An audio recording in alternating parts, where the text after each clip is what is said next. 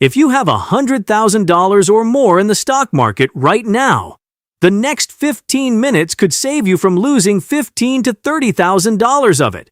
4 warning signs are flashing at the same time. The last time this happened, the stock market lost $7 trillion, and most investors did absolutely nothing to prepare. Today, I'm going to show you exactly 3 ETFs that are built to protect your money when the crash hits. One of them rose 7% the same week the market dropped. Another one has survived every major crash in the last 25 years. Let's get into it. Before I show you what to buy, you need to understand why right now is different. And I'm not going to give you opinions. I'm going to give you the numbers, straight from JP Morgan, Goldman Sachs, Moody's, and Warren Buffett himself. Let's start with something called the Shiller-Cape ratio. This is a price-to-earnings measure that smooths out short-term noise and looks at valuations across a full decade. It's one of the most respected valuation tools in finance. Right now, as of today, it sits at 37.9. The historical median, the normal level going back 150 years, is 16. So we're not just a little above average, we are more than double the long-term normal.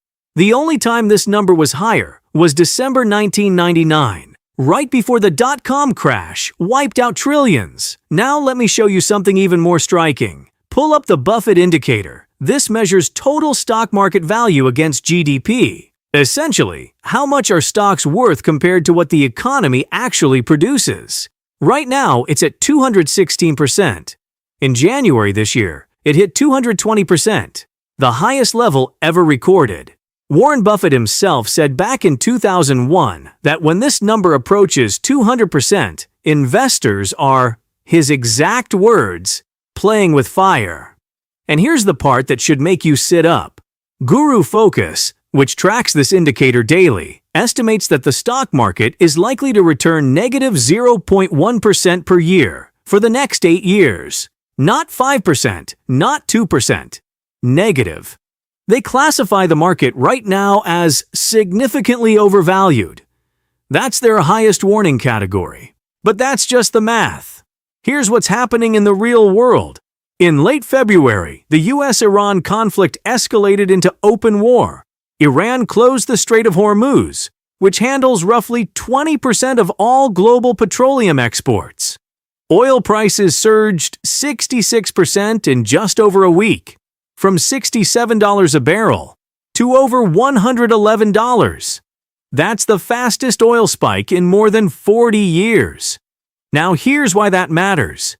Every single recession since World War II, with the sole exception of COVID in 2020, was preceded by a major oil price spike. Every single one. And the big institutions know it. JP Morgan puts 2026 recession odds at 35%. Goldman Sachs says 30%. Moody's Analytics? Nearly 49%. That's a coin flip from one of the most respected credit agencies on earth. Meanwhile, look at what the smart money is doing. Berkshire Hathaway, Warren Buffett's company, is sitting on $373 billion in cash right now. Not invested. Cash. He's been trimming stock positions while building the largest cash reserve in Berkshire's history. And by the way, ETF number 3 that I'll show you later costs just 0.08% per year and has survived every single crash in the last 25 years. I'll show you the exact numbers in a few minutes. The VIX, Wall Street's fear gauge, is up 73% since January. It spiked to 31 in late March. Consumer confidence has fallen below where it was at the start of every recession since they started tracking it. The Nasdaq entered correction territory with a 10% drop from its 2026 high. The S&P 500 closed below its 200-day moving average in March. That's a key technical warning that institutional traders watch very closely. Here's the bottom line on everything I just showed you. This is like seeing dark clouds, hearing thunder, and watching your weather app flash flood warnings, and still not grabbing an umbrella. So let's talk about the umbrella. The first ETF is SGOL, the ABRDN Physical Gold Shares ETF. Now I already know what some of you are thinking. Gold pays zero income. It already ran up huge. Why would I buy it now? But here's what your financial advisor probably won't tell you. When the VIX spiked to 31 in late March, when fear was at its highest, SGOL rose 7% in a single week, not over a year, in 1 week. While stocks were falling, gold was climbing. And that's not a fluke, it's math. SGOL has a beta of 0.18 against the S&P 500. For context, the S&P 500 has a beta of 1.0. That's the benchmark. A beta of 0.18 means gold moves almost completely independently from stocks. The 10-year correlation between SGOL and the S&P 500 is 0.04. That's essentially zero. When your stocks zig, gold doesn't zag, it just does its own thing. And in a year when everything else feels uncertain, that independence is worth a lot. Now let's talk about what gold has done this year. Gold is sitting at roughly $4,743 an ounce right now. That's up $1,568 from where it was a year ago. That's a 53.95% one-year return. And the biggest banks on earth are telling you it's not done. JP Morgan and Goldman Sachs have a 2026 price target range of $4,000 to $6,300 per ounce. In January, gold briefly surpassed $5,500. And it's not just the price. Look at the flows. In January 2026, global gold ETF inflows hit $19 billion. That was the strongest single month of gold buying ever recorded. Trading volume hit a record $623 billion per day. Institutional investors aren't tiptoeing into gold. They're running. Now, why SGOL specifically and not GLD or IAU? Cost. SGOL charges an expense ratio of 0.17%. GLD charges 0.40%. IAU charges 0.25%. For the same physical gold sitting in London vaults, you're paying less than half with SGOL on a $100,000 position that cost difference compounds into thousands of dollars over time. SGOL holds over 1.7 million ounces of physical gold in secure London vaults. It's backed by $7.87 billion in net assets. This isn't a small fund. It's one of the largest physical gold ETFs in the world. If you want pure crisis protection, the one asset that historically thrives when everything else is falling apart, SGOL is the pick. Now, the next ETF I'm about to show you, honestly, it sounds boring, but the math behind it might be the most impressive thing in this entire video. The second ETF is USMV, the iShares MSCI USA Minimum Volatility Factor ETF. And I want to start with one number that changed how I think about this fund. The average large blend stock fund has lost 3.86% so far this year. USMV, positive 0.09%, basically flat, basically zero. Now that doesn't sound exciting until you do the math with real dollars. That nearly 4% difference on a $500,000 portfolio is nearly $20,000. Nearly $20,000 you didn't lose. That's not boring. That's your vacation. That's your grandkids' college fund. That's your peace of mind. Here's how it works. USMV has a beta of 0.57. If the S&P 500 drops 10%, USMV would historically drop about 5.7%. You still participate in the downside. It's not a magic shield, but you take roughly half the hit. And here's what makes USMV different from other low volatility funds. Most of them just screen for boring stocks individually, pick the ones that don't move much and throw them in a basket. USMV does something smarter. It uses mathematical optimization at the portfolio level. It finds the specific combination of 175 stocks that together minimize overall volatility. That means it can include stocks like Nvidia and Microsoft, names that aren't low volatility on their own, because when combined with other holdings, they actually reduce total portfolio risk. That's why Morningstar gave it a silver medalist rating. It's not a dumb index, it's an engineered solution. The fund holds $22.56 billion in assets. Top holdings include ExxonMobil, Duke Energy, Verizon, Cisco, Southern Company, and Johnson & Johnson. You get a 1.59% dividend yield and a P/E ratio of 23.6, which is actually cheaper than the broader S&P 500 right now. The expense ratio is just 0.15%. For a fund that essentially cuts your portfolio's volatility nearly in half while keeping you invested in the stock market, 0.15% is almost nothing. Think of USMV as the seatbelt for your portfolio. You hope you never need it, but when you do, you are very glad it's there. Now this one surprised me. This next ETF has beaten the S&P 500 in 2026, while paying you a 2.59% annual dividend yield. Dividend checks arriving every quarter from companies that sell something people literally cannot stop buying. Electricity. The ETF is XLU. The Utility Select Sector SPDR Fund. XLU is up 11.21% year-to-date.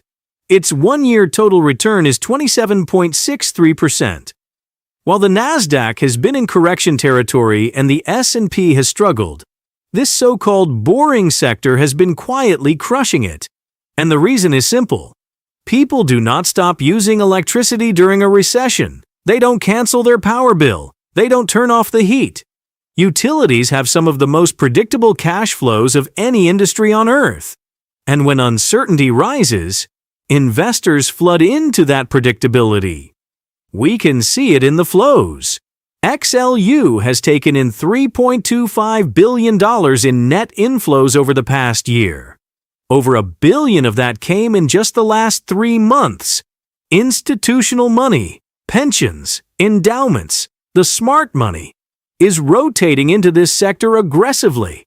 The top holdings are names like NextEra Energy at 13.57% of the fund, Southern Company, Duke Energy, and Constellation Energy.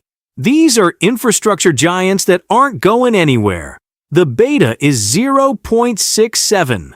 Lower than the market but not as defensive as gold. The expense ratio is just 0.08%. That's the cheapest of all 3 ETFs I'm showing you today. And here's the line that matters most. XLU has been through the dot-com crash. It's been through the 2008 financial crisis. It's been through the COVID pandemic. And it came out the other side every single time.